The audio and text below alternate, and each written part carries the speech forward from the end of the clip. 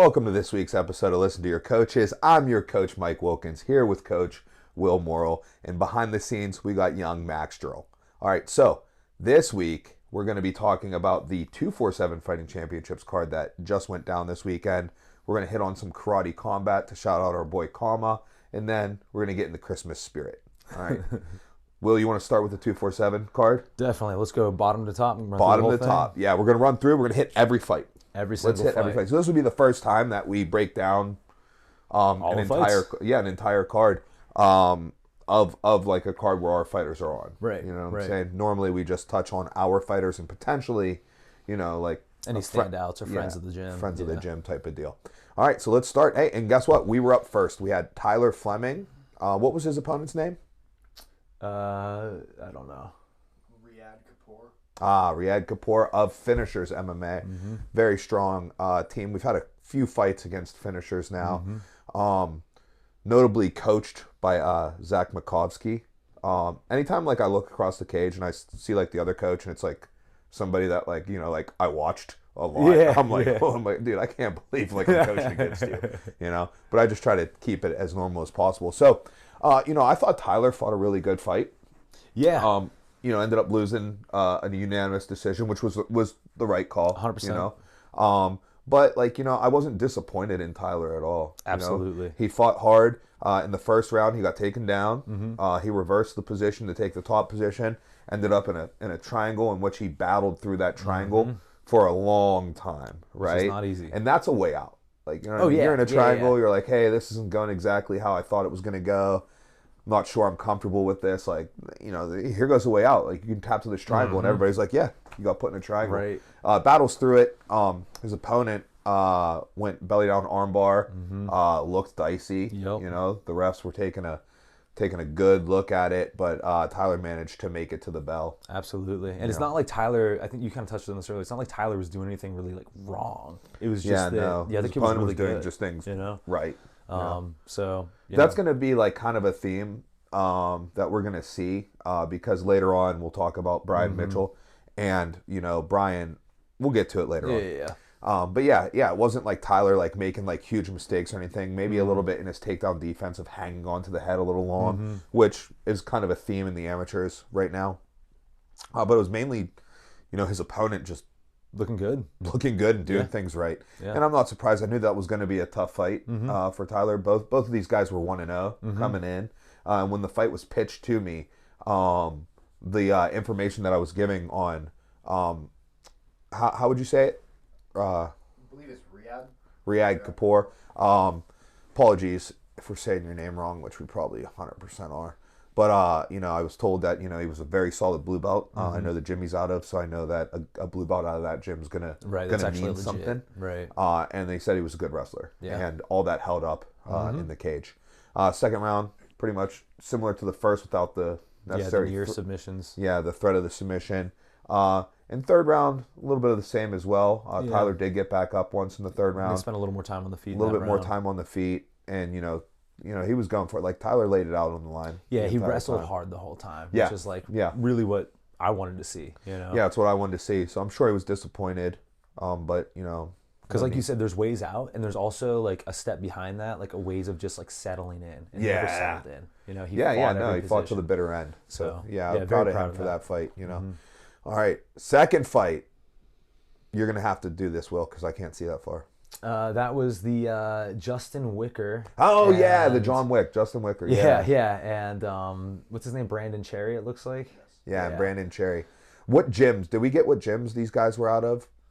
I'm looking for it. I'll let you know if I find it for these two. So these were both debut guys, which is one thing I saw on the tail of the tape, and I thought they looked pretty good for debut guys, especially Wicker. Yeah. Right? Wicker, he looked really composed in there. He had a plan, and he kind of stuck to it.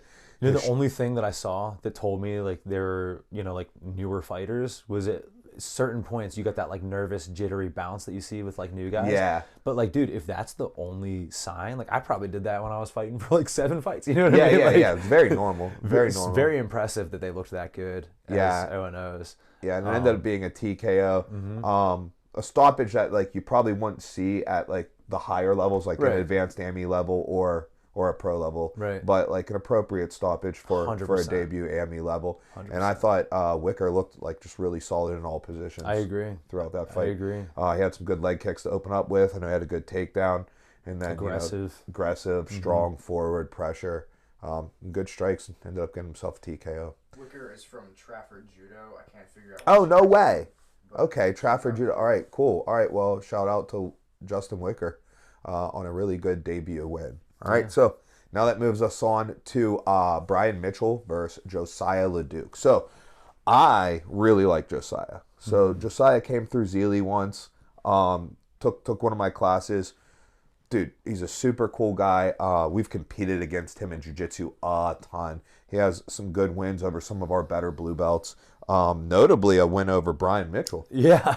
He put Brian to sleep. Oh, really? Yeah, put him out cold. Wow, I didn't know that. It was in the gi. It was with a bow and arrow choke. But yeah, we were like, we were in one of those goofy moods, and we're like, Brian, don't tap. Like, so he put Brian out in the gi, and I've seen Josiah. Lucas and I flew to Pan. We were on the same flight with him on our way to Worlds. So he just did no-gi Worlds, and he also did no-gi Pans. Wow. He's out there competing in jiu-jitsu at a high level. A high level, yeah. So a lot of credit to him. Dude, he did that right before this fight. Yeah, he competed last Saturday in the World Championships and then fought this Saturday. Hey, good for him. Yeah. Comes from a really good team, a team we're going to talk about later as well. Gracie Baja, Beaver, head coach Tim Michaud, great guy, really good in his own right. But yeah, Brian came out on top in this one. Josiah came out strong, takedowns early. You know what I mean? Brian hanging onto the head a little long, but eventually released. Worked his way back up to the feet. Josiah back in on a takedown. Brian was able to defend that one and then got some striking going. Now, hold on real quick. Can we back up to hanging onto the head too long? So one thing that I think, we've mentioned this, you see amateur fighters, especially, when they are a little bit newer, 1, 2, 3 fights, they hang onto the head too long, meaning like if someone's shooting on you and you wrap around their head like a guillotine position, and they blast through that takedown, especially if they've already like gotten past, right? And you continue to hang on to the head, it doesn't help you at all. But it just kind of like slows things down for a minute and doesn't really like help you advance your position. It's not helping you in an MMA. It's specifically not helping you because it's important that you're working your way back up to a progress position, especially in these 2-minute rounds. Right. You know what I mean? So the longer that you're holding, you are essentially holding yourself down in a poor position by hanging on to the head. Now it's a fine line between like when's the right time to let it go. Well, that's what I was gonna get at. Is Brian like we're finding like the real small details there because it's not like he even hit the ground and hung on to it. He just hung on to it a little too long as he was hitting the ground and then boom, let go and started advancing his position. So like the fact that we're getting that like granular with his performance, like that's a good sign for Brian. Yeah, it is definitely a good sign for Brian. And then Brian, as we said, he worked his way up. He attacked a guillotine of his own, created like a little small threat, pinning Josiah against the cage. When Josiah cleared out of that, Brian got some striking off. One of the things I was very impressed with Brian was, first off, his shot selection, his composure, and punching in combinations, which is something that I know Vince, who cornered Brian with me, and Vince is Brian's main coach, Vince Mang, was really like insistent on with Brian, his punching in combinations. And he clipped Josiah, right? But he clipped him. Josiah reacted right into a takedown.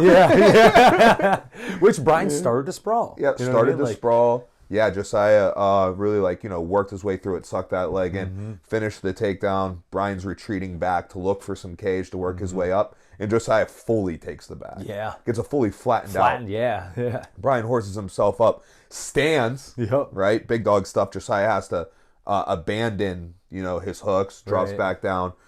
Good hand fighting there from Brian to clear out, and then he gets back to his striking.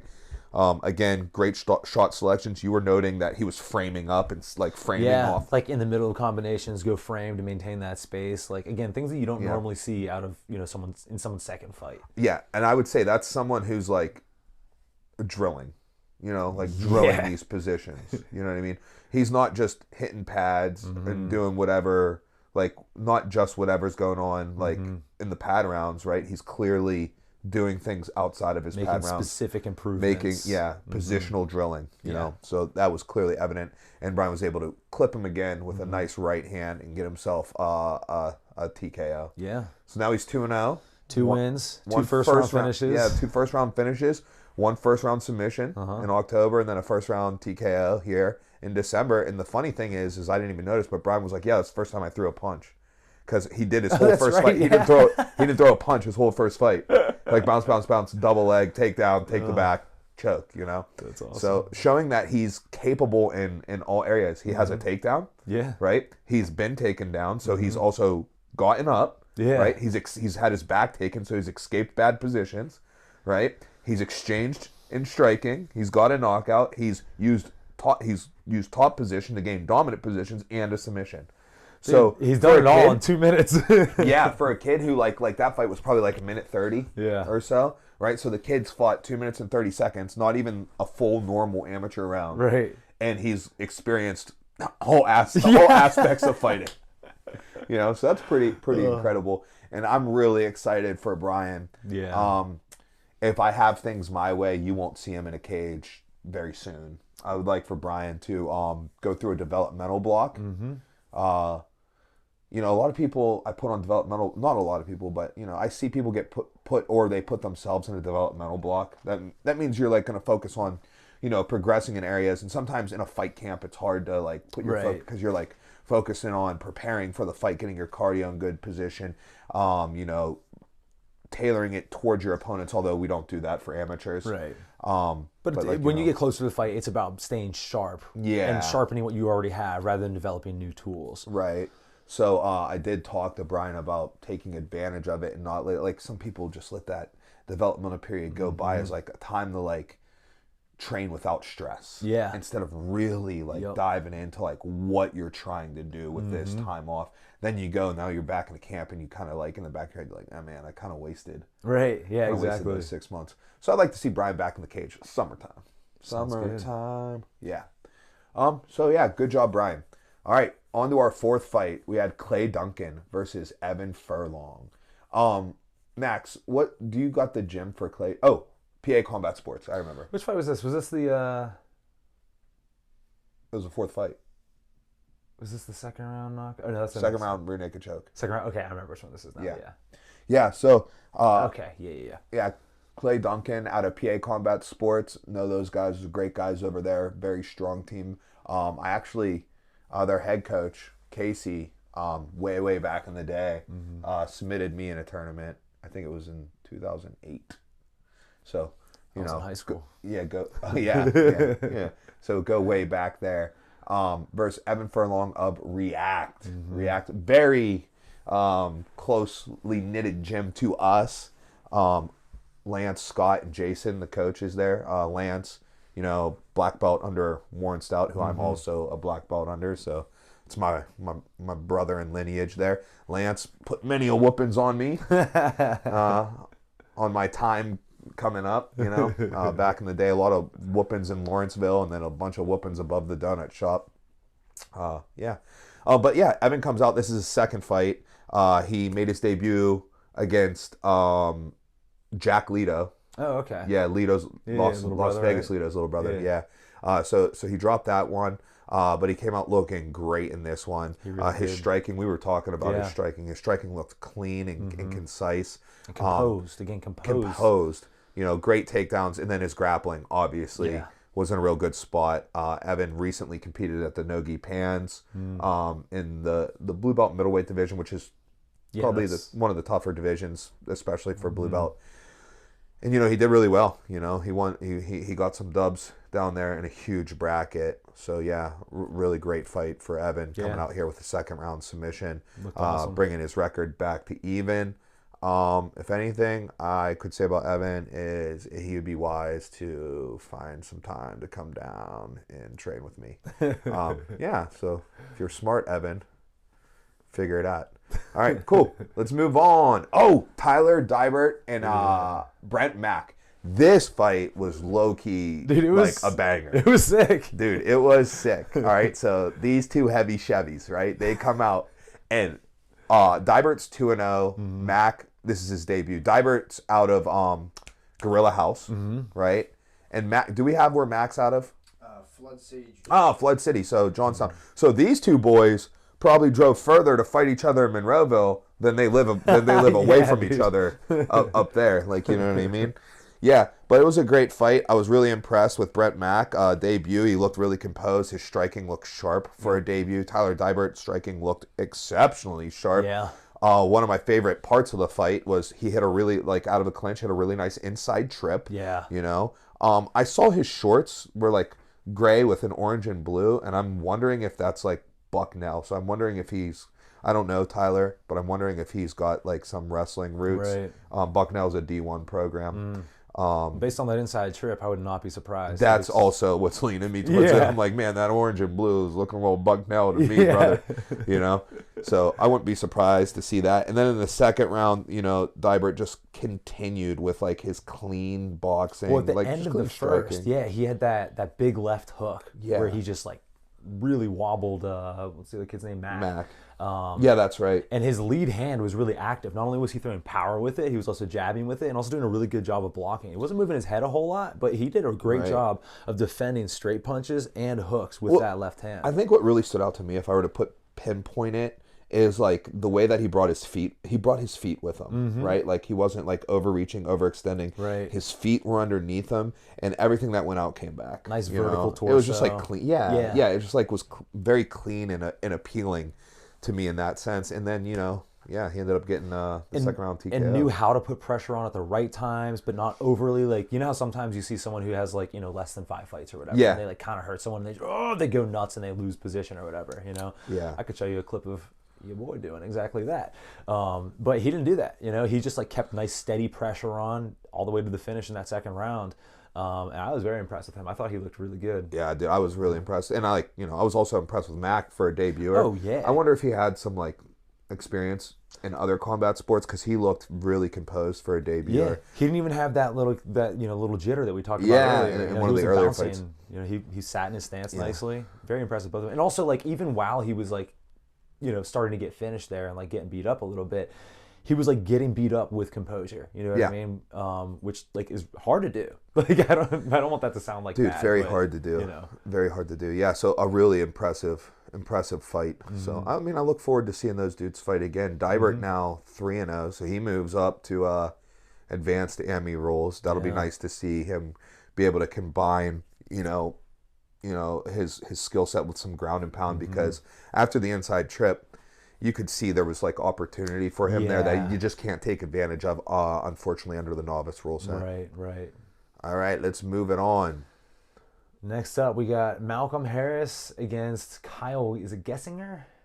I'm going to say Geisinger, Okay. but I don't know. But that's what I'm going to say. Well, either All way. right, so I know Malcolm's out of the shop. Where's Kyle out of?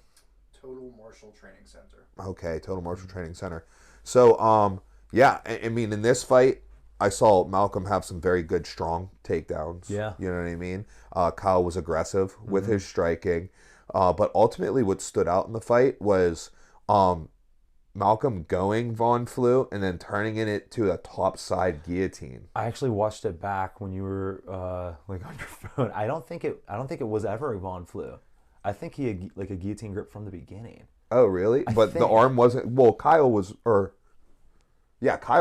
still hanging on to his head. But I don't think that he was around this way. I think he was around like that way. You know what I mean?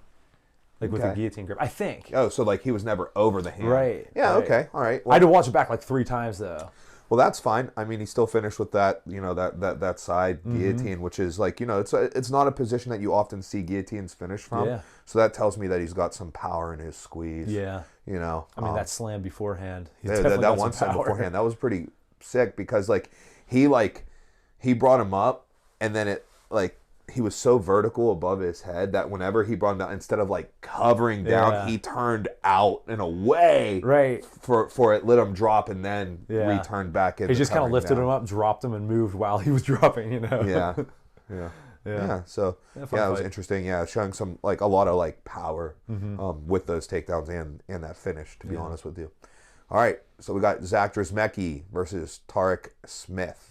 All right, so you know Zach comes out. He's coming out strong, dude. Aggressive. Yeah, he's pushing the pace. Like nose down, just like grinding, going forward. They clinch up, and he catches Tark with a low blow, which definitely put a pause in the action. But I'm like, all right, like we're not allowed to coach during a break like that, right? So we are, and dude, the commission's right next to us, and I know if I try to like bend the rules, they're gonna hit me hard. Yeah, Pat's gonna drop the hammer dude, on you're you. gonna drop the hammer. He's just sitting there. I swear, Pat's just sitting there waiting to fucking hit me. And Pat's gonna remember too. And then during the next rules meeting, he's gonna be like, "Don't Yeah, be coaching yeah, don't because Will and Mike." Yeah, don't be an idiot like Mike. Yeah. Which hold on, while I'm thinking about this in the commission, quick shout out to John. Sorry, dude. He called John Mike. Dude, I don't know what happened to me. We've been working Twice. with these people. Yeah, we've Dude, been working but with these then people John- forever. And I'm walking past them when we walk in. I was like, "What's up, Mike?" And he's just like, "Hey, what's going on?" I don't know. So John and Mike are like ridiculously different sizes. Yeah, dude. Like Mike is big and John is small. And I was just like, "What's up, Mike?" And just walked past him, didn't think anything of it. And then he was like, G-checked you. So he totally did. Came up to me. He goes, "Hey, what's up, Will?" Shakes my hand, looks right at me. He goes, "What's my name?" And I'm still in this like, for whatever reason, I just like flipped into my brain. I was just like, "Mike," and he looked at me. He's like, "No, it's Nope. not." And I looked at him. I was like, John. I was like, "No." And then he got me again. I'm walking past. And Called he you goes, Phil? Yeah, he's like, "What's up, Phil?" And I was like, I so deserve that, dude. I Yeah, was dude, such an that's so asshole. funny. Yeah. Sorry, John. Yeah. But anyways, so, All right, so back to it. So after the break, Zach reapplies the pressure. They end up getting clinched up, right? And Tark starts getting the better of the clinch positionally, right? And then Zach goes like over the head towards headlock. That's a mistake. yeah, you shouldn't do that. No, you shouldn't do that. There's like obviously it can work, but we've seen time and time again it backfire in the exact manner. So Tark, completely, reacted appropriately, takes the back, puts him on the mat, flattens him out, and Sinks in that choke. sinks the choke to dig the finish. So yeah, I mean that was a really good performance. Also of note in that fight, that one was a title eliminator. So So now Tark moves his record to 4-1, and his next fight will be for the 247. Assuming that he does his next fight there, his next fight should be for the 247 flyweight title, which I believe would be an inaugural title. I can't recall. Yeah. I can't recall them having Probably. an amateur flyweight champ prior. Interesting. Oh, this is fun because, Yeah. as is well documented on the show, you and I are big fans of flyweights. Dude, I am a huge fan of flyweights. Yeah. Huge fan of flyweights. All right, yeah. So that's a good win there. All right. Now up. we move on to a fight that we're going to talk about, even though the person is sitting right there. So, Max versus Drew Landenfeld. All right. Now, do you want to start? Yeah. I want go. to talk about kind of behind the scenes on this fight, the build up to it. So we took this fight on relatively shortish notice. What would you say it was? 3? Oh, definitely short notice Was it because 3 Max weeks?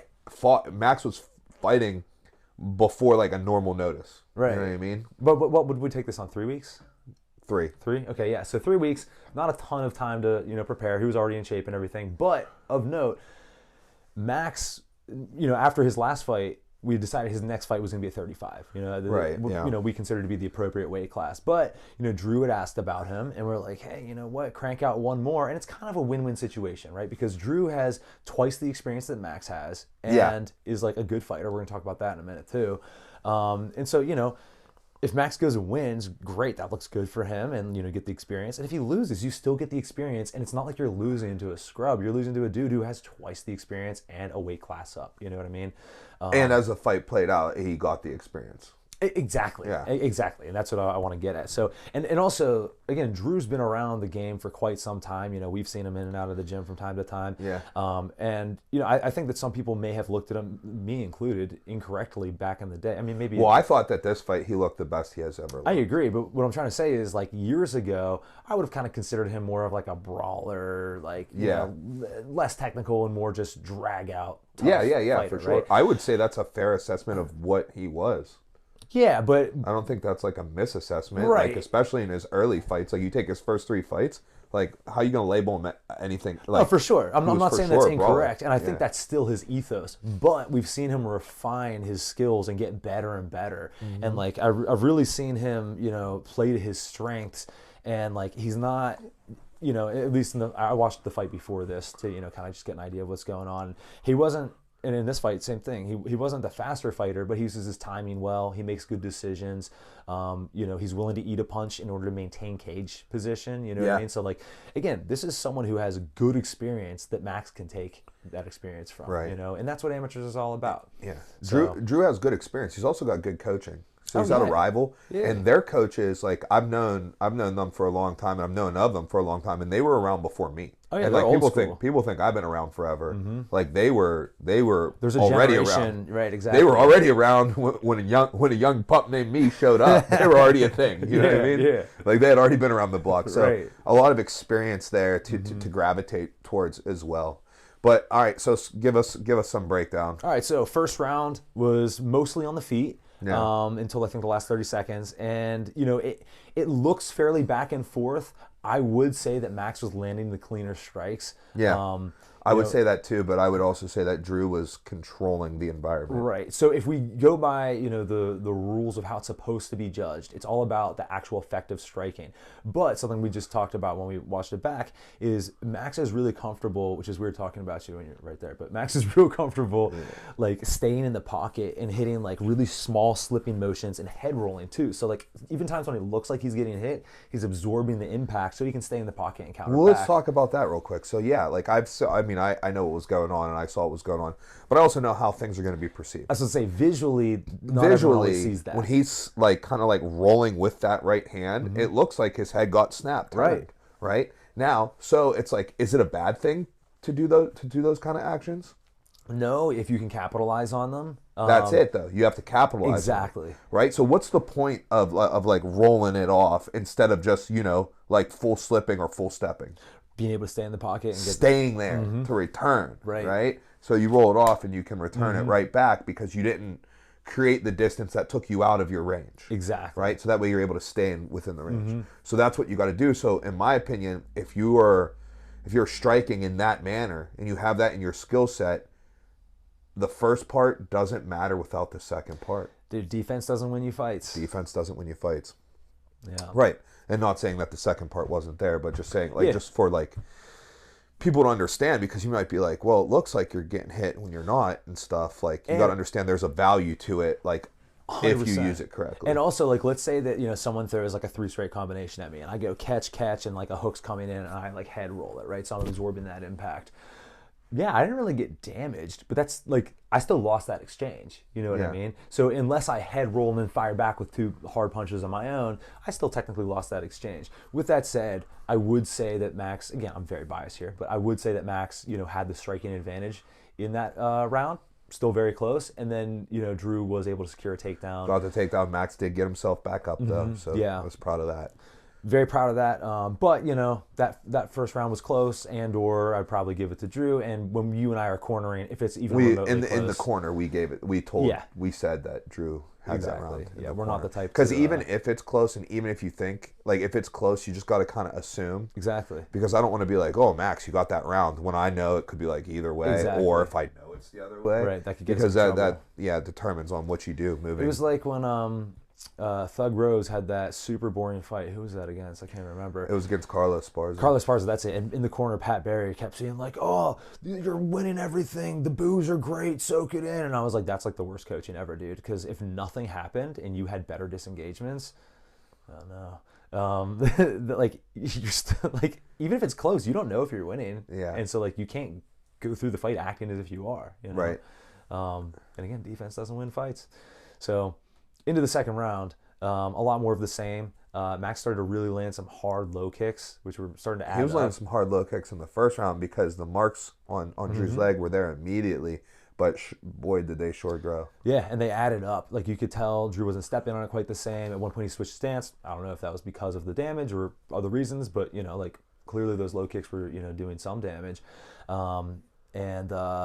Max also made a good adjustment of, so in the first, what we thought was visually killing was being driven back. Right. That didn't happen in the second. Exactly. So he made that in-cage adjustment, which is another thing to credit. That's huge. That's very huge. Yeah, so good word, Max. It, you know, it was going well until until we got into. Well, I mean, do you want to break down the grappling exchange? Yeah, so Drew gets a nice takedown. Max looks guillotine off the takedown. Drew's able to clear out of it. Max retains to a full close guard. Takes some time looking for his triangle. Was doing a lot of it right. Yeah. You know what I mean? The one thing, and Max self-identified it after, he wasn't bringing his control leg up high enough to maintain the posture Head level. position, yeah. Yeah. So but still was going after it and creating reactions, which was good. They get into some like scrambling positions. Max gets to a butterfly at one point. I think actually they were in like this kind of like, it's still a half guard, but it looks like a 50-50 leg lock position. Yep. Right? And that's when Max kind of like draped his leg over his head and like reached and grabbed his own foot. Yeah. And like, that's a good thing to do. Like, is that going to do like sub anybody or nothing? No. But is that going to make someone pull away and maybe you can take advantage of that? Yes. 100%. Right? So very smart. A little bit more of a scramble. They get into a little butterfly. Max has been utilizing the butterfly to help himself get up. So he does a good job with that. Puts himself into a single leg and he wrestles up to the top. Right? Yeah. Which is good. It's exactly what we want. Drew attacks a guillotine. Starts to tip Max. Max adjusts by hip heisting back in towards the guard, in which Drew takes advantage of the hip heist towards the guard to bring the near side leg around, getting his closed guard, starts applying the guillotine. Max tries to, bail to his back to avoid the guillotine, and Drew's able to hold on and finish it. Yeah. So again, it's one of those things where it's like, hey, impressive performance by Drew, Yeah. doing everything that he was supposed to do. Impressive performance by Max, again, getting that experience, which is what we were after, because you go fight some 0-0 and you dust them off. You don't get that experience. We got real experience from, a dude who's a veteran of the game. So, it sucks to lose, but again, like, we got that experience, and that's what amateurs is all about, Yeah. And that was a good featherweight run, and now he's done at featherweight. It's going down to bantamweight. So all you bantamweights, buckle up. Better watch out. Buckle up. All right, let's move it on. Oh, okay, next one. Chase Boyd. Yeah. Versus George. I can't see that far, so it's on you guys. Doesn't really matter. We're mostly gonna be talking about Chase anyways. Yeah, but Travinsky. All right, you know what I mean? Yeah, you're right. We'll show some respect Say his here, name. Travinsky. Yeah.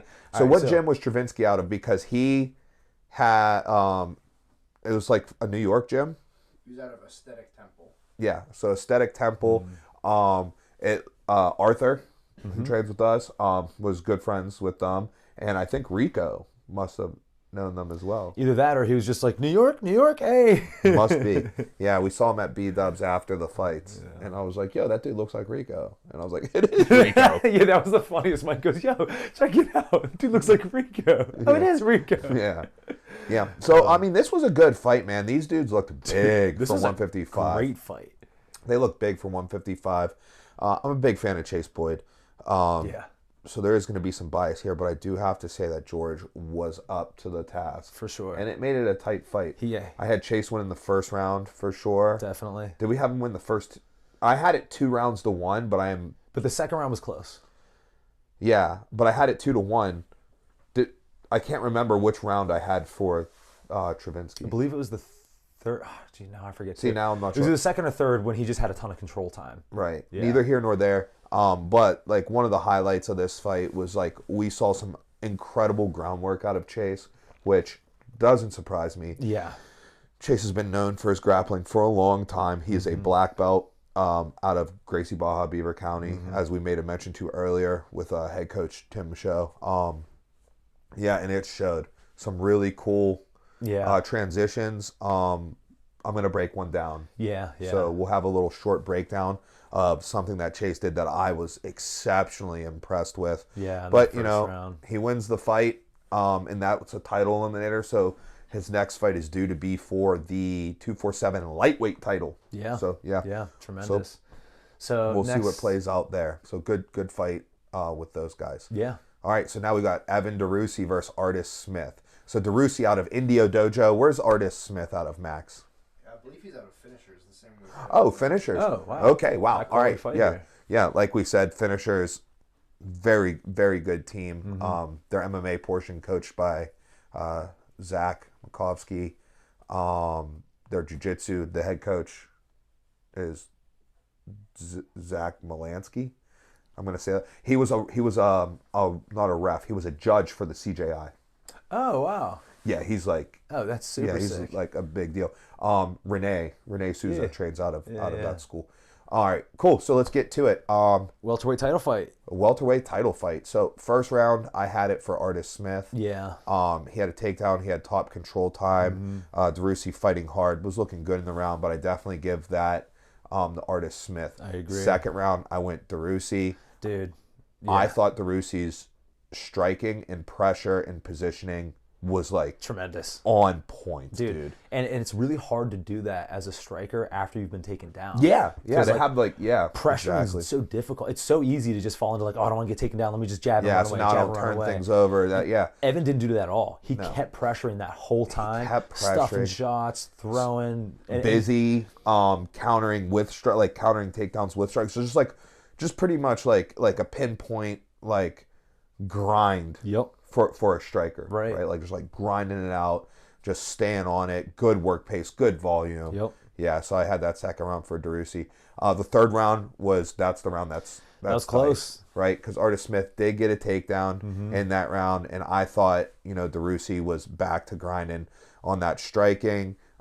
Even through the clinch positions, he was getting collar ties, coming underneath with uppercuts and stuff like that. So this was definitely worthy of the title, and it came out unanimous decision for Evan DeRusi. I think that was the right Dojo. decision too. Yeah. I think that like you said, it all came down to that third round. And while It was a tight fight, though. it was certainly I have to tight. say that it was definitely, a tight fight. definitely, and because in that round, Smith had probably like a minute plus of control time. Yeah. And man, that makes it tight. But I think that because Evan did more damage when he was standing, like that has to take over. So Yeah, for sure. super tight fight. But I do think that was the correct decision, and I believe that was a unanimous decision. It was a 29-28 Yeah. through the whole. So they saw it. So I'm assuming the judges went round 1 Artis, rounds 2 and 3 for Evan. Yeah. But yeah, dude, just like a good fight and like really. But like I've seen Evan fight before, but I don't remember being as like impressed. And it's probably the opponent that brought it out, right? Yeah. Like he's probably won the fights that I've probably seen him. Like I can't like really like put a name on it or whatever. But like I think I've just seen him kind of like dominate. You know what I mean? Yeah. So like seeing him like challenged really like let like brings out the best. Dude, overcoming people. adversity, to lose a first round and then come back and do what he did, very impressive. That's championship Dude, quality. it's like in wrestling, like you don't know, like you can tell someone's good, but you don't know how good someone is when they're just like balling out. Right, exactly. You know what I mean? Just like teching like Yeah. people beneath them, right? But when they're in like matches of even competition, that's where you really start to see people be able to show their true game. Exactly. So yeah, that was a good fight. Yeah. All right, on to our main event. Ethan Goss, the double champ of Wolverine. 247, the Wolverine, the featherweight and lightweight champ versus Chris Rollins, who is also a double champ, 2 different promotions. I believe both at the lightweight division though. Shogun Fights is one, and I'm going to blank on the other. I think it's Made Men, right? It probably is Made Men. I think that might have been over Ethan Hayes, which sucks because that's my mainest man. What team is Chris Rollins out of? Max, is it show on there? I could be wrong. I thought he had his own gym that he was out of. Oh, okay, that's awesome. Impressive. I mean, he's a 19 fight vet, pro vet, 19 Yeah. fight pro. That was his 20th pro fight. It's hard to. He's out of Rocket Boxing and Martial Arts. All right. His nickname is the Rocket. So it might be his own gym. Yeah, Rocket Boxing and Martial Arts. It's hard All to right, do right to on. be the coach and be competing. That's Very hard to do. difficult. And then obviously Ethan, the Wolverine Goss, out of Gorilla House. So like these dudes been around the block. I think Ethan came into this fight. He was 11-6 coming in. He was on a crazy win streak. I want to say a 6-fight win streak. Yeah, something like Rollins 10-9 on a 5-fight win streak. Those could be a little bit off. But either way, dude, it's veteran versus veteran, right? You have entering the cage. You have 17 and 19 fights of experience of pro fights, Right, fights. yeah. And I'm entering the cage. There's a lot of experience, and it showed like clean striking all the way through. They get into a clinch, nice Uchimata by Ethan, gets Rollins down to the mat like against the cage, so like corner bottom there. stays on his feet, feeding hips, working through positions, eventually fires on a really nice tight Beautiful. darts. Dude gets himself a first round finish, and I believe that's 7 wins in a row. Yeah. So that puts him at 12-6. He's got to be looking at something good happening for him here soon. Man, I'm hoping so. Right? I would say the biggest takeaway from this fight is that Ethan Goss had a farmer's tan in December.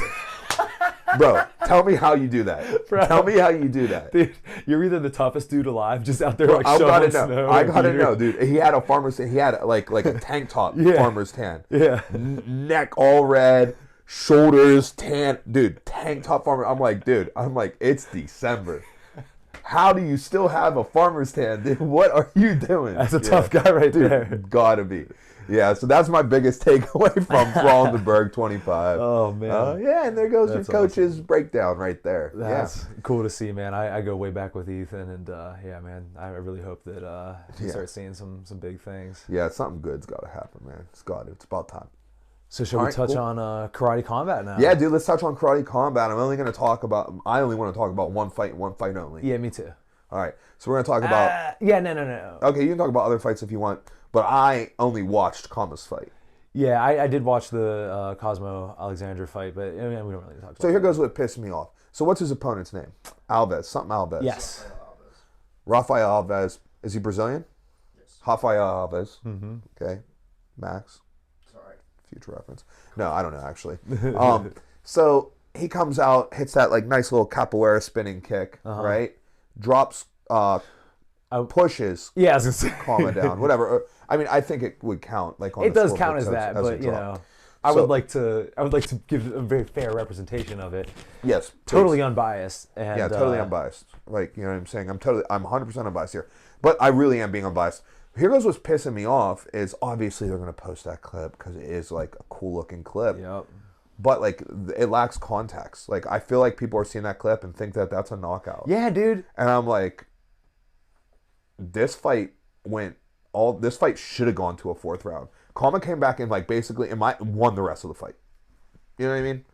Right? Like there was some pressure in that first round in which Alves definitely won the first round. But dude, second and third rounds, like I was like, oh, like you know what I mean? Yeah. I'm just like I thought Khama. Listen, even if we want to say the did a lot second's more. close, in the third, he was just building momentum, and clearly won the third, in my opinion. Clearly. You know? So- but again, like, I spent a while talking with Khama about this at the 247 fights, and, you know, he made a point, and, like, I, like, don't even fault them for it, because I think Karate Combat and the guy, what's his name? The President Awesome or whatever, you know what I'm talking about? I do. Like, I didn't really like him at first because I didn't get what he was doing, but now I get it. Like he's creating virality, you know? Yeah.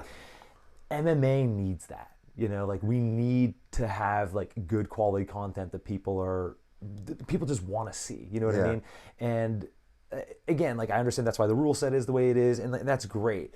But they're looking for that viral moment, and they don't want to then have to show that moment and then be like, oh, but also this dude lost the fight, so they're not going to go to a 4th round. They're not, you know what I mean? Like I understand, yeah. it's just unfortunate. Yeah, but it's my buddy, so Exactly. So, you know, double birds, son. straight up.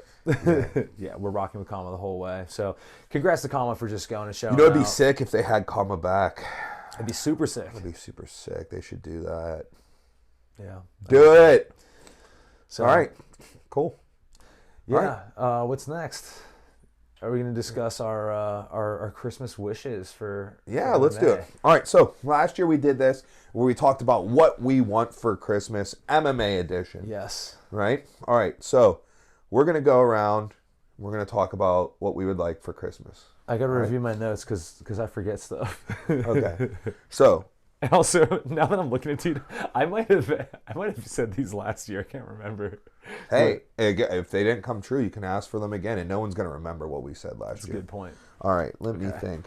I didn't think of this at all. So do you want to lead us? since I'll you have start one? us off, and this is one of those wishes that's completely impossible. I would need a time machine, but Oh, okay, cool. you know, when I was thinking about this, I was like, man, like if I just like don't put any constraints on it, I'm just like, what do I want? The first thing that popped in my head is a heavyweight fight from both of these guys' primes. DC against Fedor, brother. That I would love fight, that. I would love I that mean, fight. Dude, I don't know who wins. I don't know how they win.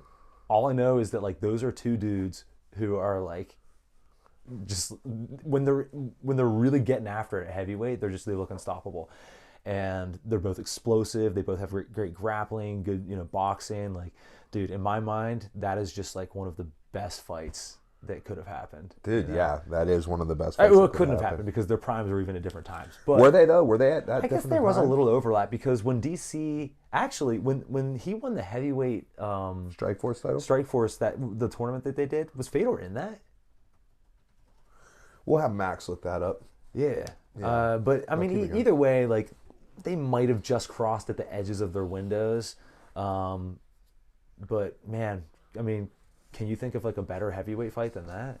No, I can't. There's a handful that are close to that, but that one really just stuck out. Fedor he got eliminated in the first round by Bigfoot Silva. Oh, so they were in the right. same He tournament. Lost to Bigfoot. A tournament that Daniel Cormier won. Yeah. So okay, They were on the same. They would have competed in the semifinals too.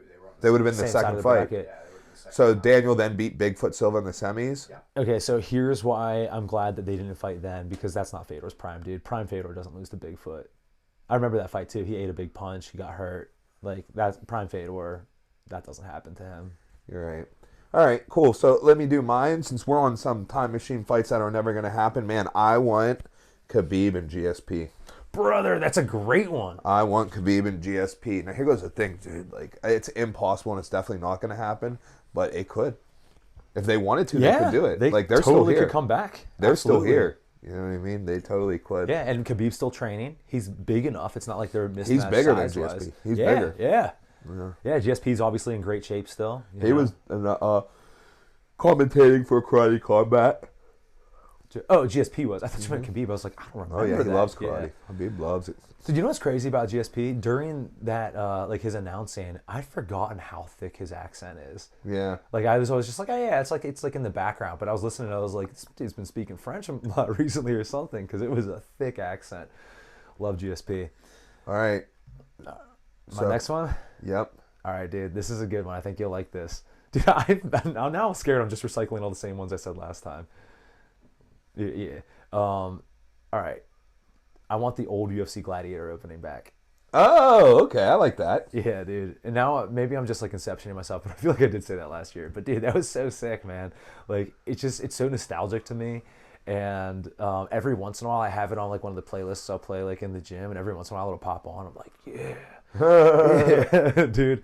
That is so nostalgic. Yeah, and it was like so goofy and like so perfect for like the time, you know what I mean? And like I'm into stuff that is like, so I'm gonna make an analogy to metal here, right? Like metal it's like really hardcore, but also if you don't embrace the goofiness of metal, you're missing the point. You know what I mean? Like imagine someone's like really into metal and they take themselves super seriously, and you're like, all right, dude, like you're still screaming into a microphone. Like it is what it is. Same thing with like MMA. Like yeah, it's serious, you're fighting, but also like you're in your underwear on TV, wrestling around with other dudes. You know what I mean? Like it is goofy, and you have to like acknowledge that. And like I think the Gladiator opening just does a great job of both of those. Like it gets you fired up, but also it's like kind of dumb. So Dude, it certainly does. Big fan of that. That's my second wish.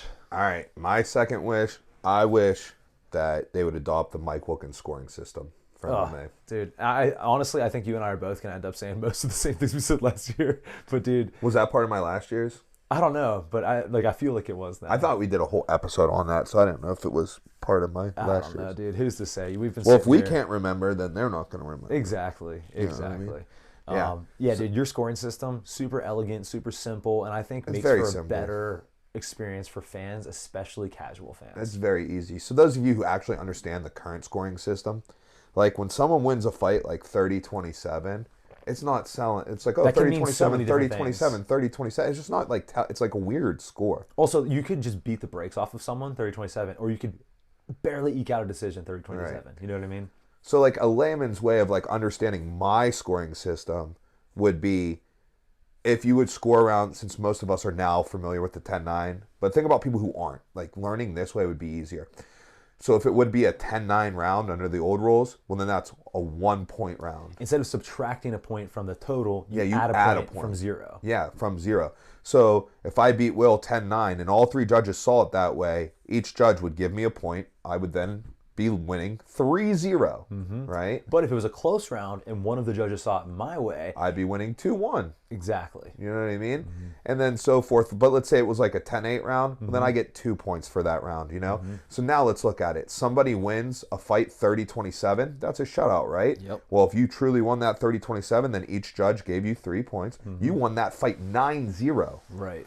Right? Instead of having to figure out, like, it would also eliminate split decisions. Yeah. You know, there would be no split decisions. Which I know is because your what favorite would a thing. split decision be? Like 29-28, 29-28, 29-28, Right. right? You know what I'm saying? So what would that score be? 5-4.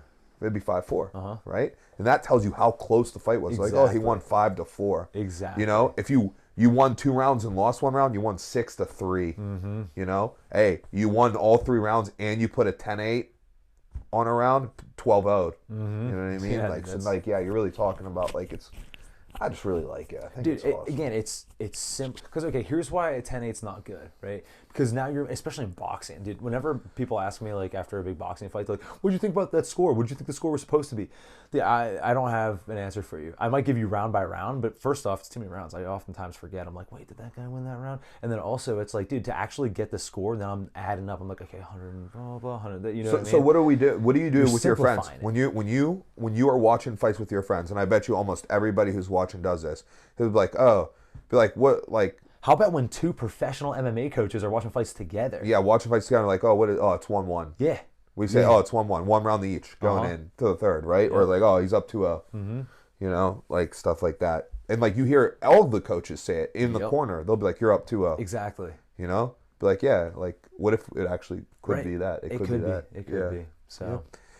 Yeah. So that's my number 2 wish. What's your number 3?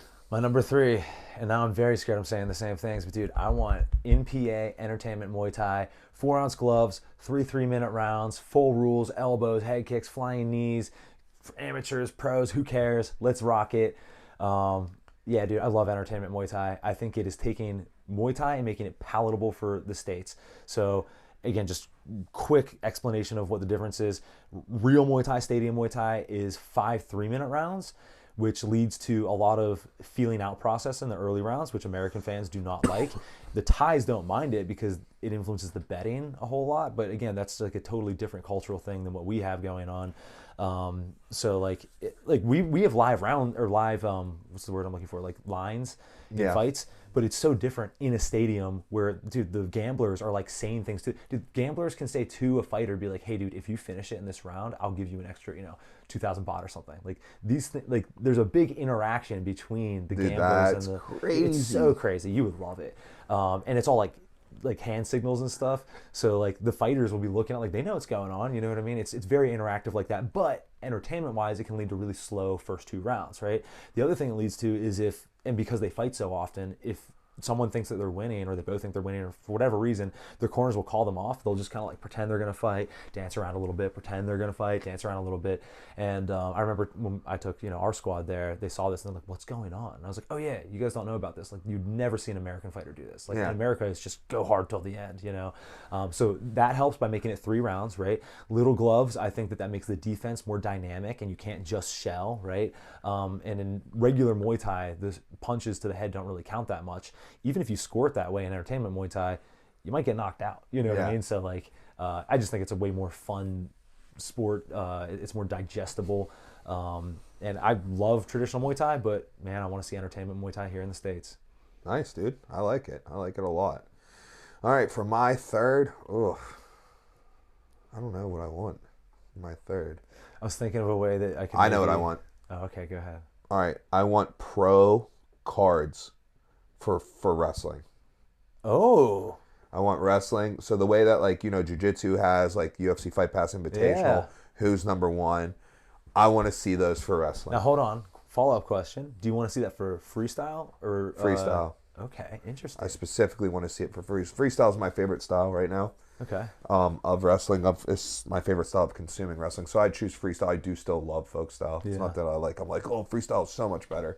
I do think swung it's back better. to folk style. I like folk style better now. I think it's just because I understand it a tiny bit more. Freestyle should, in my opinion, freestyle should be easier to understand. There's less I think it's There's more less. entertaining for the average person because there's just less mat wrestling. But Yeah. I've learned to like really appreciate mat wrestling, and I love seeing the carryover to MMA. So I like watching. Yeah, there like, is a big that's- carryover. You know what I mean? Yeah. But yeah, dude, I think that's sick. Yeah, that'd be my third wish. Like some like WNOs or like type cards, just some like pro style type cards like we see for jiu-jitsu. Yeah, You know, I want those for wrestling. that'd be very cool. And I think I'm gonna get it. Fingers crossed. I heard some Rumblings. rumblings, some rumors. Hey, Might get it. All right, right cool. on. All right, yeah, that's it. That Those was are our fun. 3 wishes. All right.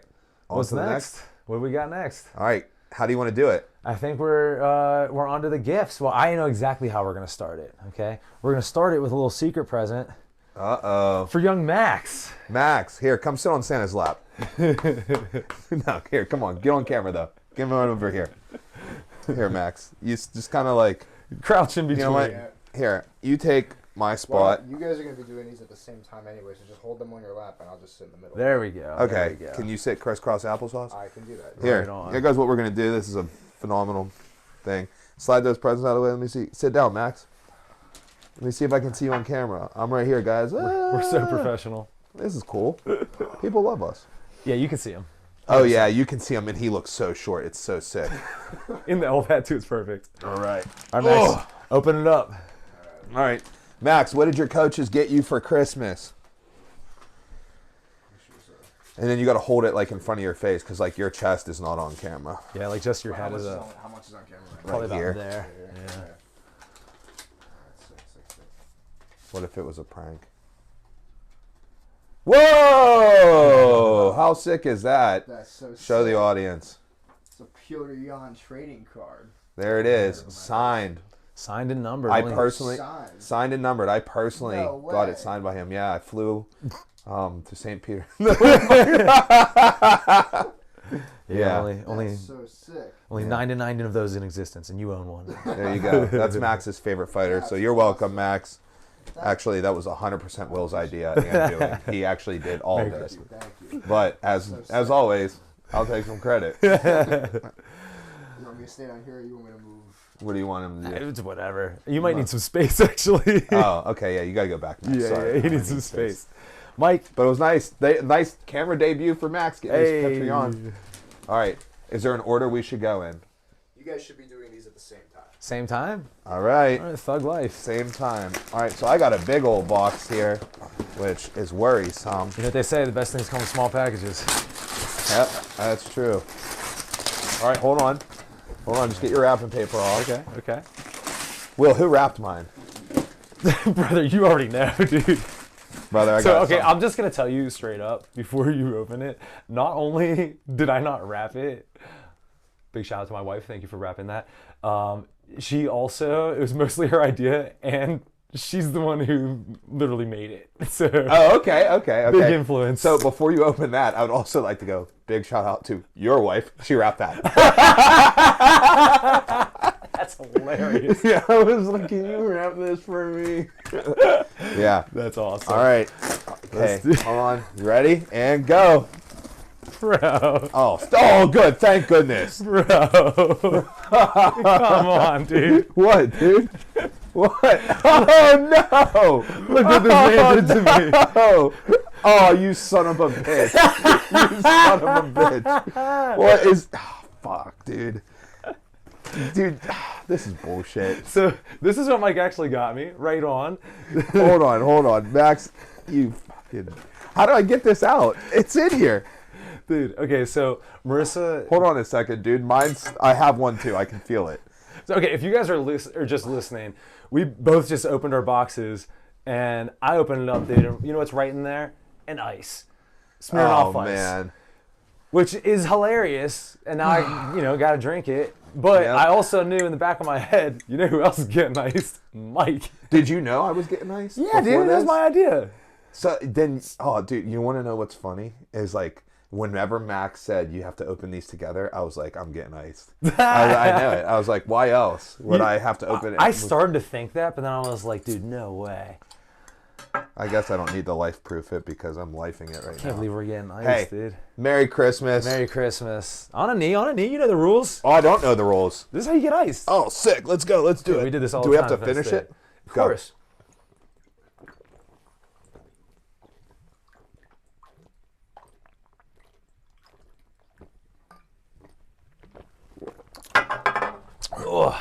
Kind of did it at the finish at the same time too. Yep, just as disgusting as I remember. I liked it. Oh, I was drinking before I came here too. tremendous! You kept it going. All right, cool. Well, Merry Christmas. Merry Christmas. I'm glad that I got my blanket. Yeah, dude. That's huge. So you can do it with the whole family. Marissa, Yes, I love it. remembered when you were watching the UFC here, and you were like, "Oh, my feet are kind of cold," So, she put the fleece on the one side. I like it's it. big enough you get the whole family in there. It's but so Mike, comfortable. Mike, hold on, dude. Hold on. Uh-oh. What behind the scenes? What you guys don't know. This is going to come out on New Year's Eve or on Christmas Eve rather. But what you guys don't know is we're recording the day before. This is actually Mike's birthday, so that's not the only. No way! Another ice. I wish. All I right, wish. dude. I cannot believe this. But here, you got a second present, dude. I This got is a for your second birthday. present. This is why I like having a birthday near Christmas. Everybody else only gets one present. But you're out here rocking the two. Man, I can't believe I got a second present. You This got a is crazy. second one. So this one. Oh, dude, bro. Let's go. Let's go. Okay, so I am now in the best game. In the dude. best game. So we were, speaking of, what is that? Oh, that's a bag. Yeah, you for can it. like stuff it all in there. Oh shit. Gotta rip that tag up. You got me? Yoink. Got me? They left the thing on. Dude. Yeah, we'll get it. We'll get it later. So we were in Niagara Falls last February for Mon's LFA fight. And Will had the best game going strong, and I was Best game was going strong. I was getting chilly. 'Cause I'm like, I get cold. I was gonna say, you get cold a So lot. I was rocking I get cold a lot. And I don't get cold that much. So I was like, dude, you just want to wear this? And you're like, ugh. You popped it on. We sent some pictures back to your did. wife. We did. Yeah. She wasn't as big of a fan. No, she was like, "You're not a vest guy." But I was like, you know "Okay." what? I think it's dad swag. I think Dad you look swag. Awesome. I And like it'll it. keep you warm. I like it. Yeah. Red was wearing a vest in Vegas, and I was like, "Dude," I was like, "I'm a big vest guy." He's like, "Oh, where's your vest?" I was like, "My wife won't let me have one." You're a vest guy at heart. Yeah, dude, big vest guy. I like it. I like it a lot. Thank Yeah, you. dude. Of course. Awesome. So happy birthday. Thank you. Looks great. All right, cool. All right, so Well, that was hold great. on, dude. It's your birthday. That means you get a cake, dude. Show, dude, what is happening to me? What is Max, happening? show it to the. Oh my goodness! What the heck? Oh, you guys are insane. So this is a collaboration between both of our wives, and Max conspired for this cake. Even Max? Even young Max. So Even Max? Marissa After had all the things I've done to him? So Marissa had the idea for a cake, Yes. right? And she made the cake. Terrific. Max was like, "You should put a Mike Gingerbread Man on it with the towel." Dude, dude, that is sick. So that's you with your towel tucked, and your wife was the one who chose the flavor. She said you'd want a Boston cream cake. I would. So That is what I want. here it is. Oh, thanks. Man, this is crazy. What a good episode for me. Yeah, dude. So a fun way to conclude the pod. I think that we wrap this up and then let's eat it. Let's do it. All right. So that's it? All right. Cool. I guess. Shut him down? Do we have anything? Yeah, no. Wrap it up. Screw it. Let's shut it down. All right. Hey, this was a great Christmas episode, birthday episode of Listen to Your Coaches. We'll catch you guys next week for our year-end roundup, where we're going to talk about everything great that happened in 2024 and what to get excited about in 2025. See you guys then.